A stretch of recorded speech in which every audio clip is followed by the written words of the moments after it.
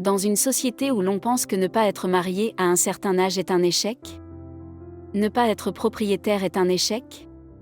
Et ne pas être millionnaire avant 30 ans est un échec? Laisse-moi te dire une chose essentielle.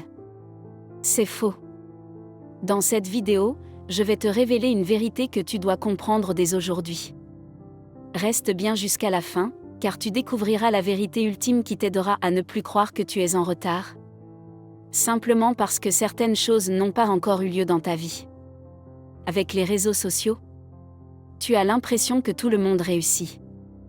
Tu vois des gens publier leurs richesses, leurs accomplissements, leurs voyages, leurs maisons, leurs entreprises, leurs mariages.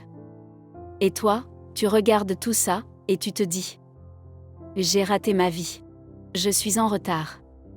Mais non. C'est faux. Les plus belles choses prennent souvent du temps à venir. Avant de t'accorder ce que tu considères comme une réussite, Dieu veut s'assurer que tu sauras les gérer. Imagine un enfant de 4 ans. Son père est milliardaire. Sur le papier, cet enfant est déjà héritier d'une immense fortune. Mais la question est: à cet âge-là, est-il capable de gérer cette fortune? Bien sûr que non. Et c'est la même chose avec toi. Dieu peut avoir prévu de grandes choses pour ta vie. Mais il doit d'abord te préparer à les recevoir. Aujourd'hui, tu vois des gens se marier. Et tu te dis: moi aussi, j'ai l'âge de me marier. Pourquoi pas moi? Mais Dieu te pose une question bien plus profonde. Es-tu prêt à gérer un foyer? L'âge, ce n'est qu'un chiffre.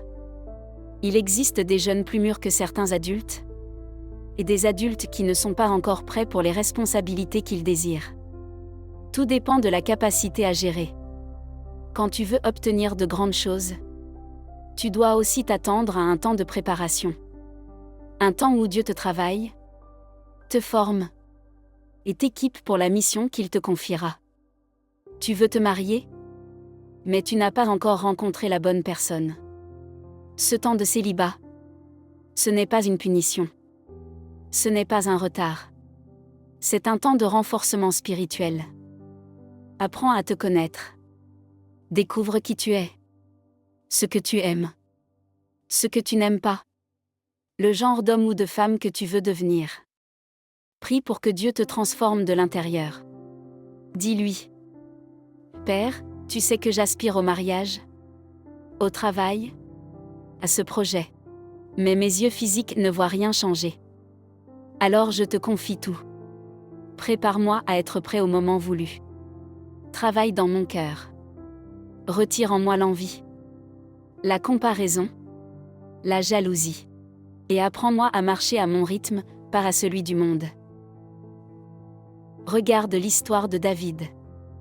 Avant de devenir roi d'Israël, il a dû passer par un long processus de préparation. D'abord berger, puis musicien à la cour du roi Saül, ensuite guerrier. Dieu l'a façonné étape par étape.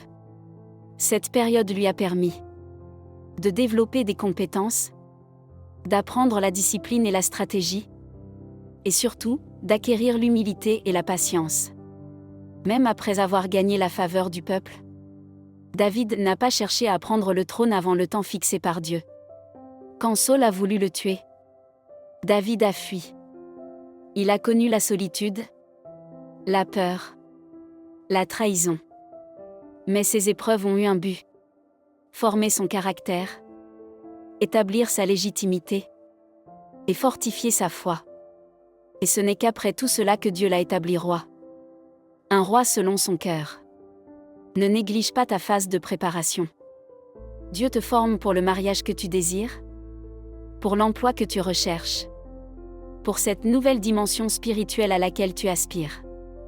Ce temps n'est pas perdu. Si tu apprécies ce message, aime, laisse un commentaire et abonne-toi pour soutenir la chaîne.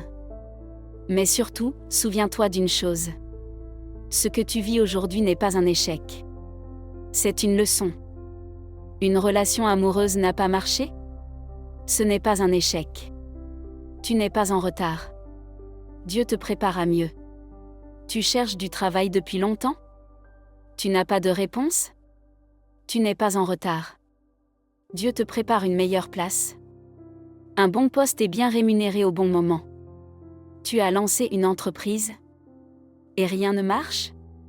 Ce n'est pas un échec non plus. Analyse les tendances du marché pour identifier tes faiblesses. Demande à Dieu de t'éclairer, de t'ouvrir l'intelligence, de t'aider à faire prospérer ton entreprise. Dieu dit à Josué: que ce livre de la loi ne s'éloigne point de ta bouche. Médite-le jour et nuit, pour agir fidèlement selon tout ce qui y est écrit. Car c'est alors que tu auras du succès dans tes entreprises, c'est alors que tu réussiras.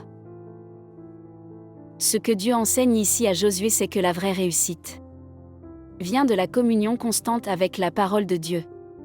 La prospérité spirituelle et même le succès dans la mission que Dieu lui avait confiée dépendent d'une vie fondée sur la méditation et l'obéissance à la parole de Dieu. La vraie réussite de ton entreprise réside dans la parole de Dieu, alors médite-la jour et nuit. Recommande ton entreprise, tes affaires, tes finances à Dieu, et tu réussiras. C'est pour cela que je répète: tu n'es pas en retard. Tu avances au rythme que Dieu a prévu pour toi. Alors quand tu vois les autres réussir autour de toi, ne sois pas jaloux. Bénis Dieu pour eux. Parce que leur bénédiction prouve que le panier circule encore. Et ton tour arrive. Chaque fois que tu crois être en retard, souviens-toi de ceci. Ce que tu as aujourd'hui, tu as autrefois prié pour l'avoir. Alors au lieu de te comparer, remercie Dieu. Cultive la reconnaissance. Et continue à avancer à ton rythme. Tu n'es pas en retard. Tu es en préparation. Et Dieu ne prépare jamais quelque chose de petit. Que Dieu te bénisse abondamment. Et souviens-toi, tu n'es pas en retard. Dieu te prépare. Si cette vidéo t'a parlé, écris en commentaire ce qui t'a le plus marqué. Abonne-toi. Et partage ce message à quelqu'un qui a besoin de l'entendre aujourd'hui.